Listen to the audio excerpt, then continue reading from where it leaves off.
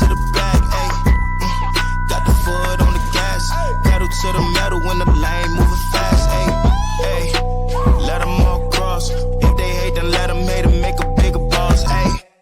This episode is brought to you by SPI Logistics, the premier freight agent logistics firm in North America.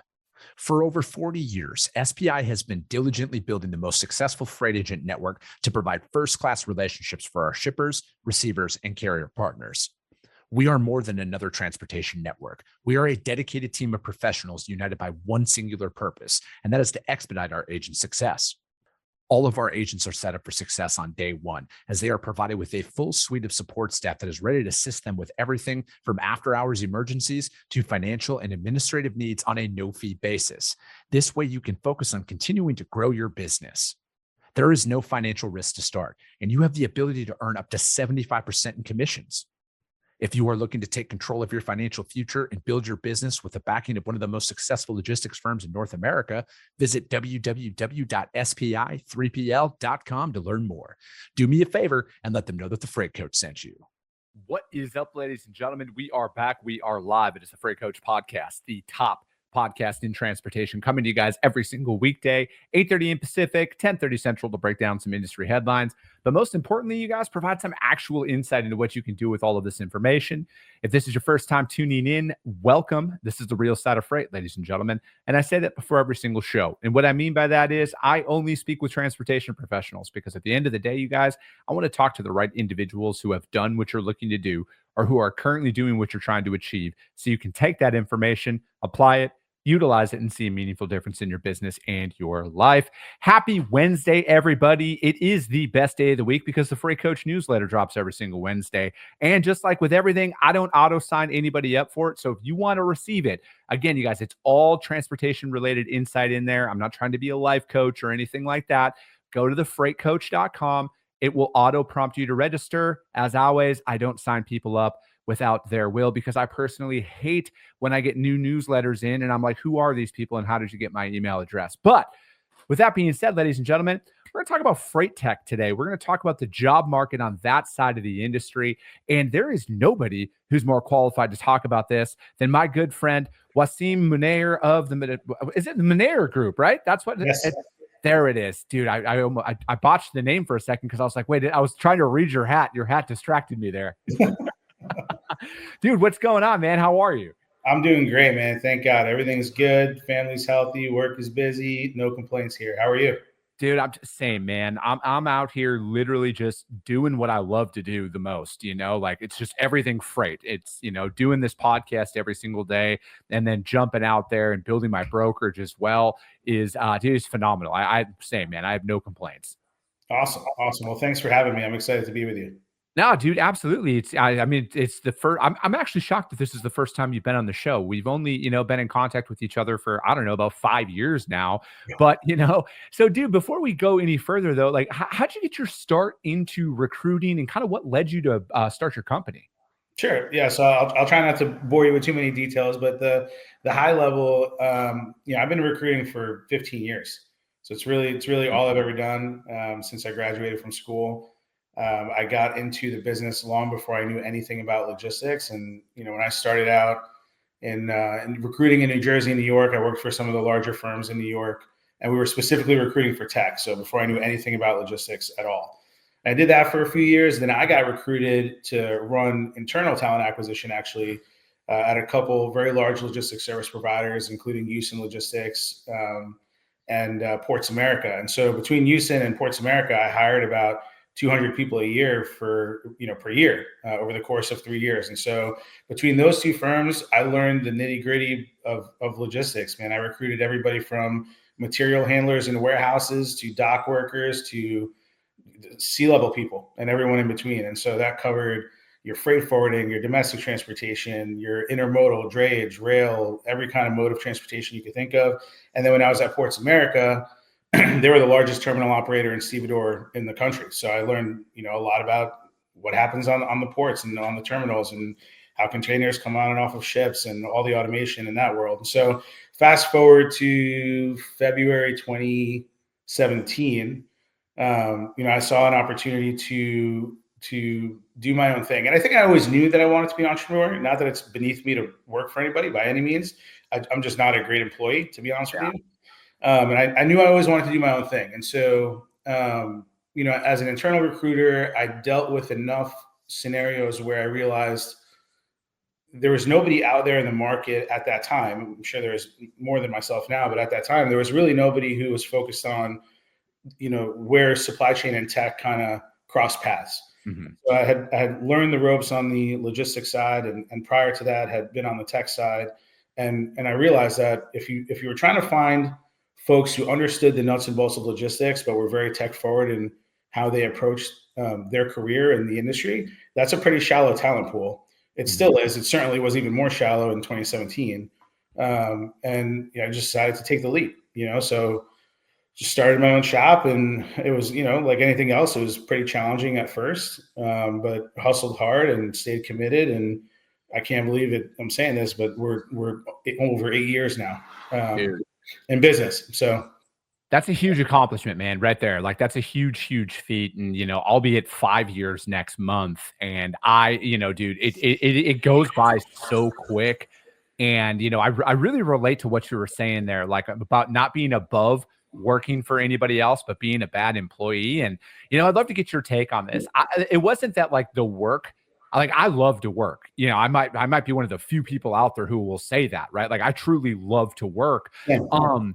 I always thought I could do it better than everybody else. And that's what I love the most about entrepreneurship is it is the ultimate sport at the end of the day, in my opinion. And because it's like, if I am truly able to do it better than everybody else, like I thought it was, like, this is the avenue that I get to kind of approach with it. Was that kind of your take on it? Or were you more like, I just want to go out and give it a shot, and then, at least I can always say like I tried? Sure. Yeah. So I think my why for what I do and why I do it for myself has definitely evolved over 8 to 10 years. Right. I mean, I started my first business when I was in high school. And from that point to when I started the Munayyer Group, I think my why was I want to make as much money as possible. Mm-hmm. I'm a money hungry capitalist. I never want to not buy something because of how much it costs. And that was definitely my why. And that has definitely evolved over the years to my new why being honestly freedom, man. It's really about freedom of time and being able to spend time with your family when you want to, and being able to go play golf when you want to, and do what you want. I think, you get to a certain point where, and I say this with all the humility in the world, you make a certain amount of money, you buy what you want at dinner, and you drive a nice car. And after that, money's not going to make you any happier, Mm-hmm. And so I realized as I've grown and become more mature that time is the most valuable thing that we have, man. Yeah. And so when you run your own shop, you kind of do what you want with your time. Obviously, I'm working my tail off. I'm still working sometimes 50, 60 hours a week. But if I want to close shop early on a Friday, I do it. If I want to go on vacation with my wife, I do it. And I think, spend time with your parents as they get older. I mean, these things are so much more valuable than anything else. Yeah, I'm right there with you, man. And, that's kind of like where my mindset is. Like, I don't have a monetary goal that I'm chasing, right? Like, I need to be worth $10 billion or anything like that. I'm chasing what you just said there, man. I'm chasing freedom, and freedom to buy what I want when I want and do what I want when I want to do it without having to ask for somebody's permission. And, like for me, I just have this vision in my head of going in and buying vehicles or buying a home and like just dropping a duffel bag of cash and saying, that's what I'm buying, and I'm paying what's in this bag right here. I'm walking out the door. I don't know. That's just like what I want to do really bad.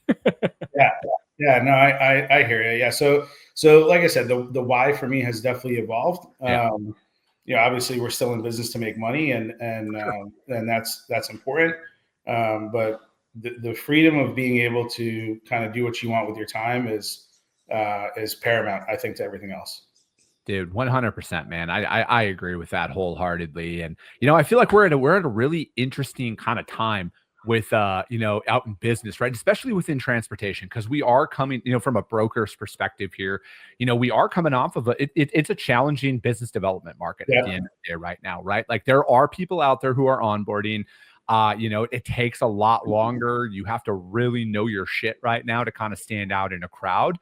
It's definitely different than when I started out there selling and stuff like that. But I also look at it as, where a couple of key things from happening to where I don't want to call it the freight floodgates are going to open up, but I feel like a lot more manufacturers, shippers, all of that are going to be more open to different providers. And I feel like tech is kind of the same way, man, and what you're kind of seeing out there. And I'd love to get your opinion because I feel like there was obviously there was a flood of new technology that came into this industry from 2018 to probably about 2023. And then a lot of things kind of started falling off.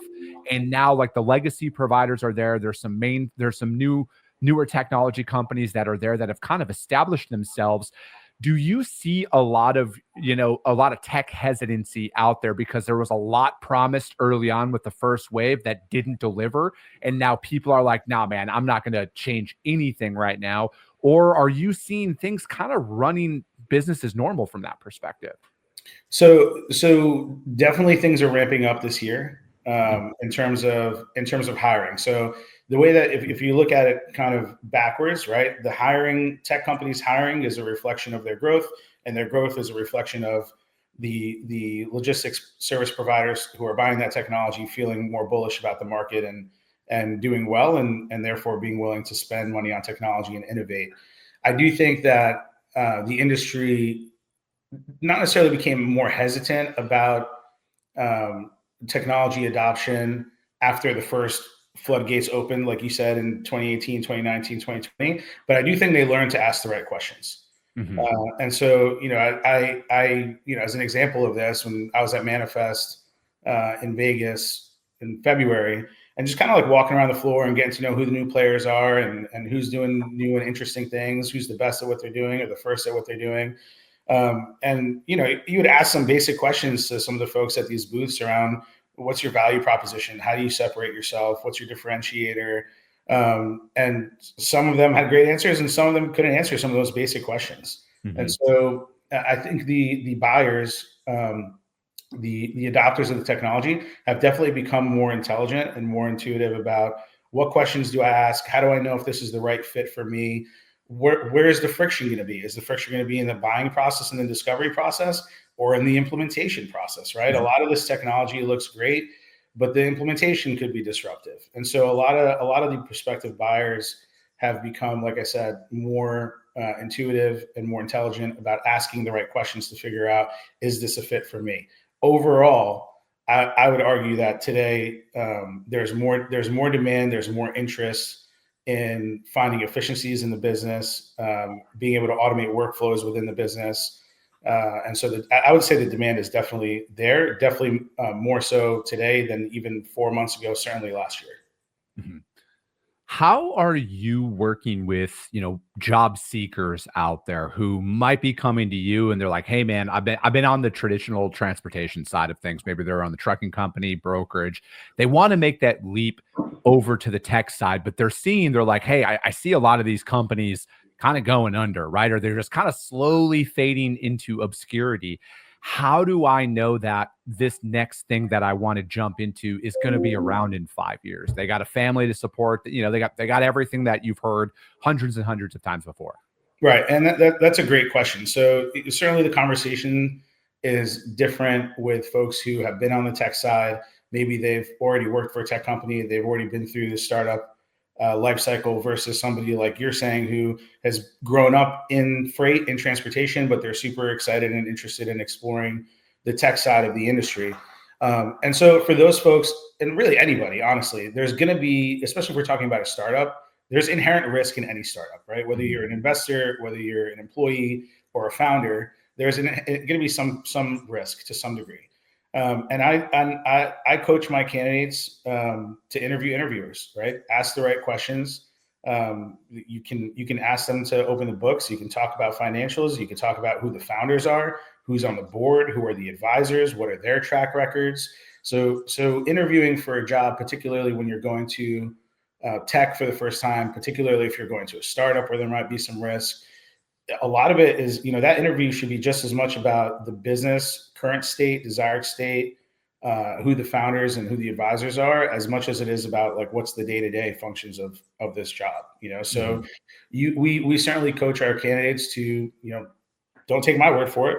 Let's interview the interviewer and dive really deep into this and find out, not only is this something that you're excited about, but is this something that's going to make you feel secure or secure enough to take the leap over the next 2, 3, 4 years?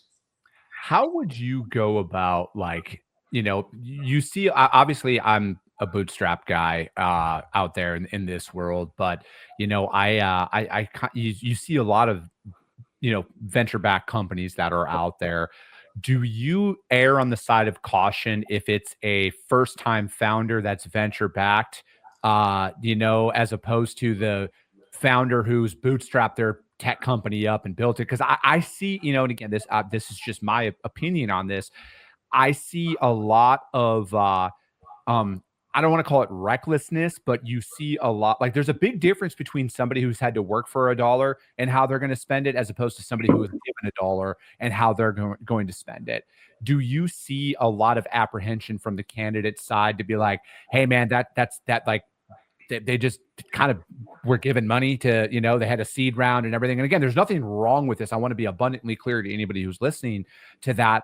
But do you ever see candidate hesitancy about jumping onto a ship where an individual was, maybe they just raised money and they didn't really have a proven track record? Sure. Yeah. So a couple of points there. I think the short answer is, I think candidates care less about where the money came from, and they care more about who's the leadership, what is the product, are you the first at what you're doing, are you the best at what you're doing, is there a value proposition, is there proper differentiators? And if all of those things are there, I'm going to feel more confident as a candidate to join your team. Some people are partial depending on their experience. Some people have had good and bad experiences with private equity held, backed companies, or good or bad experiences with venture capital or bootstrapped, or any of those categories. I think that's less important to candidates.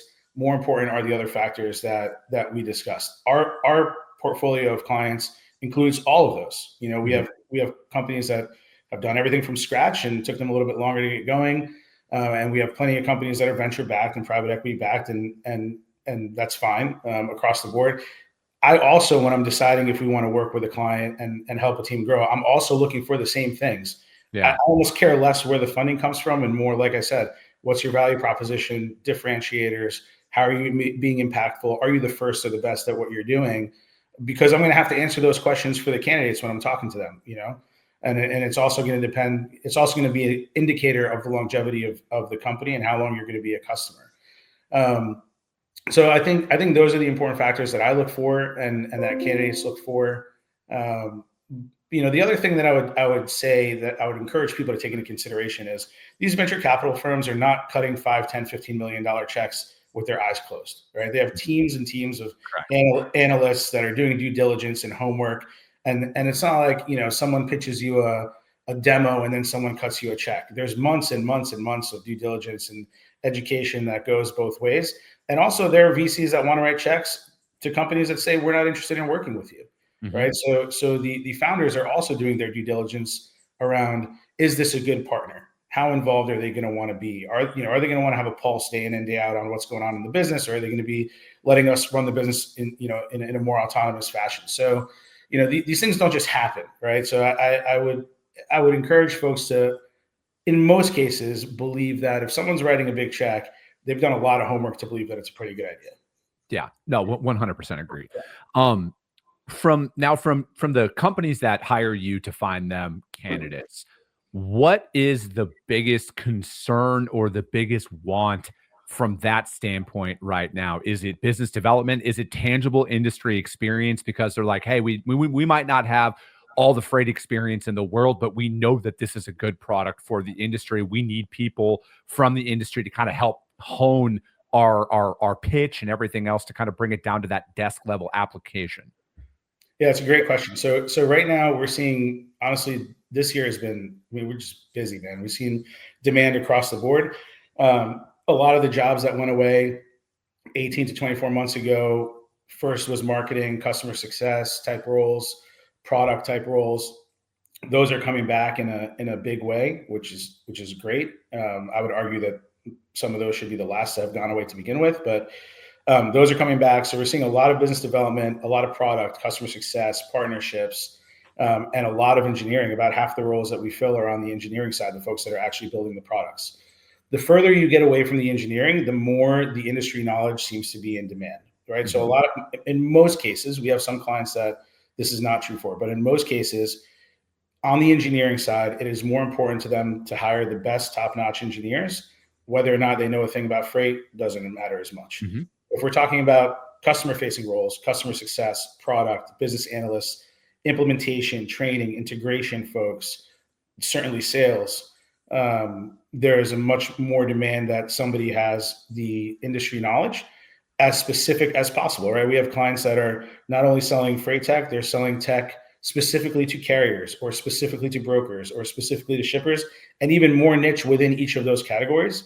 And in some cases, we only want to hire a salesperson who grew up on the carrier side of the business and was dealing with brokers, or grew up on the carrier side of the business and they understand the nuances and the pain points of, getting paid in AR and AP. I mean, it could get really, really specific where they want us to go find somebody who has that specific knowledge, because as a salesperson, you can empathize with the customer that you're selling to because you've been in that person's seat, right? So hopefully that kind of paints a picture for you. Yeah, no, absolutely. And I feel like, I kind of see this out there as well is a lot of the tech that is in the industry and a lot of the tech that is kind of coming through is I'm again, I'm biased, but like I feel like they all kind of came from the industry, right? It was like they were a trucking company owner or a broker and they saw a need and they developed a tool behind it and they've kind of built that out because of that application that you're talking about, right? Like when you can relate to somebody who's been in that seat before, it's a huge value add and it's a huge opportunity for you to go out there. Not saying that other people can't come in from outside of the industry, see a problem, build a solution around it to fix it. But I've just personally seen that when you can granularly decipher what your target prospect is going through on a day-to-day basis, there's going to be a higher success rate that comes along with that, inevitably, I think. Yeah, absolutely. And it's a matter of, and look, I agree with you. And I could think of a handful of freight tech companies that took a different route and deliberately hired people from outside of the industry that had success, and some that failed miserably as a result of that. So it's not impossible to do it, but there's definitely companies that have taken the opposite approach and it's worked out for them.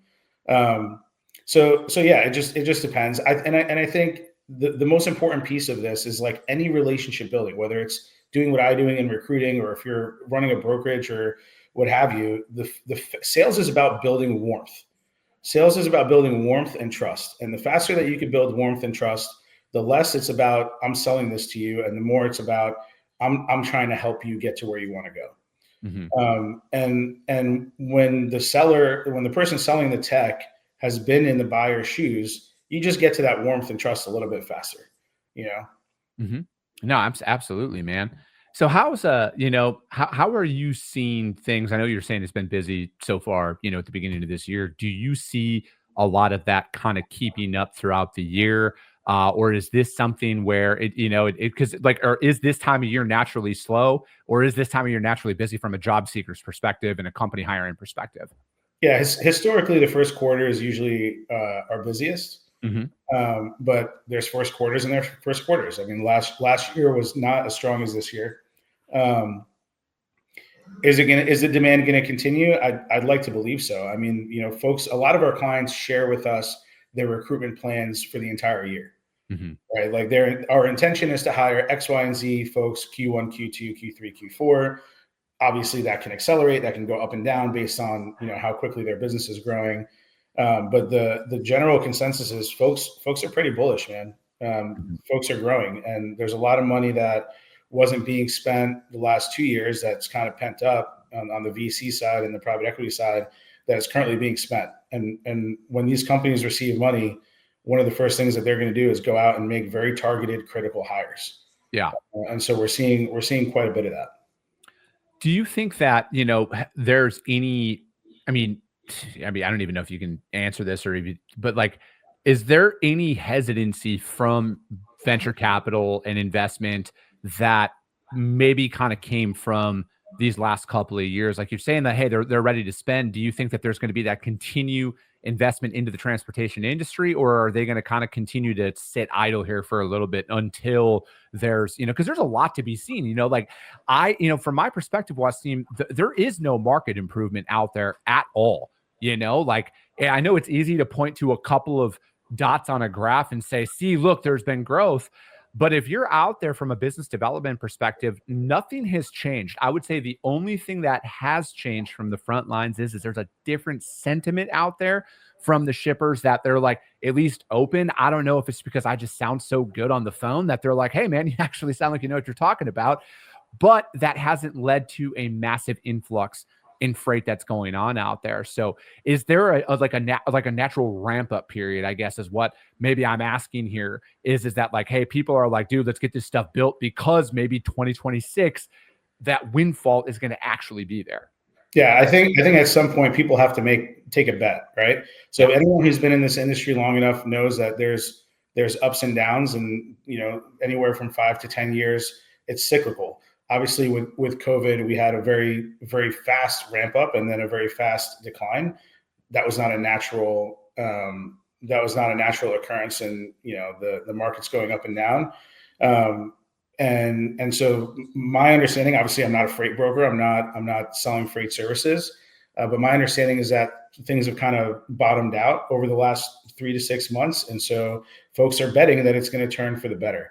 Whether or not it turns for the better in the next 2-3 months, or maybe not until Q4, folks are betting that there's only one way that it can go, and that's up. And then there are factors outside of the price of freight and the price per mile, and all these levers within transportation that make people feel good or bad about spending money, man. I mean, there's definitely, regardless what your politics are, some people felt very excited in November and felt hopeful in November. Some people didn't. But that was definitely a factor. The election was definitely a factor in how people feel about where the economy is going or where it isn't going. Whether, again, regardless what your politics are, typically a conservative government is going to be, extra business friendly and be about deregulation and so on and so forth. And so those things make people feel optimistic about, how much freight is going to flow, how much freight is going to come in and out of the country. Now we're seeing a little bit of adverse effect, right? With how people are responding to conversations around the tariffs. Some folks are really it's making people very hesitant. And some folks are thinking, hey, long-term, this is going to be really, really good for us. And they're doubling down on their investments. So, so a lot of it is based on data and that we see day in and day out. And a lot of it is based on how people feel. What is your confidence level? Yeah, no, I 100% agree. I think that one of our biggest flaws as a society in regards to business is we are so used to instant results in everything in our life. Think Uber Eats, Amazon, we can get whatever we want whenever we want, right? There's no real wait. So when people see a lot of this talk about tariffs and everything else and the re-industrialization of the United States, which I'm a fan of. I'm a massive America first, manufacturer here first. Sure. I also understand that it's not going to happen in the next 30 days, 90 days. It is literally a 20 to 25, maybe even a 30-year plan to get that back in here and over here. And I mean, I think everybody should be for that, right? I'm not saying that I want anybody to suffer, but at the end of the day, I truly feel like we should not be reliant on anybody to get any of our goods at any given moment. And I feel like it is beneficial for us long-term. I just think a lot of the people who are against it are talking in today's terms of like, we can't just turn on 100 million factory jobs in 30 days. Well, of course we can. There's a rollout period that comes along with it. But again, we got to pay attention to this stuff. We have to have our pulse on this stuff at all times. And, that's one thing that I'm looking forward to this year, man, is I have just accepted the fact that uncertainty is the only certainty inside of business and entrepreneurship. And I'm here for it, right? Like I signed up for this. I know what I got myself into, and I'm getting prepared for that, man. But dude, I appreciate your time. How does anybody reach out to you to find out more about what you got going on? What conferences are you going to be at? How can people reach out to you there? Sure. So, you can visit our website, munayyergroup.com. Wasim at munayyergroup.com is my email. Hit me up on LinkedIn. We're very active on LinkedIn. If you reach out, I'll get back to you right away. This year, we already did BGSA. We did Manifest. I'll definitely be at BCS. I'll be speaking at BCS Broker Carrier Summit in Indianapolis. And then most likely we'll be at TIA and at least one of the FreightWaves conferences later this year. Perfect. That sounds great, man. Thank you so much for joining me. If you guys can't find him or his companies or anything, hit me up. I will gladly put you guys in contact with him. But that is going to be it for today, you guys. As always, if you got value in what you heard, subscribe to the show, you guys. Share it out there to your network, because if you saw value, your network's going to see value as well. I appreciate you guys. I love you guys, and we'll be talking to you soon.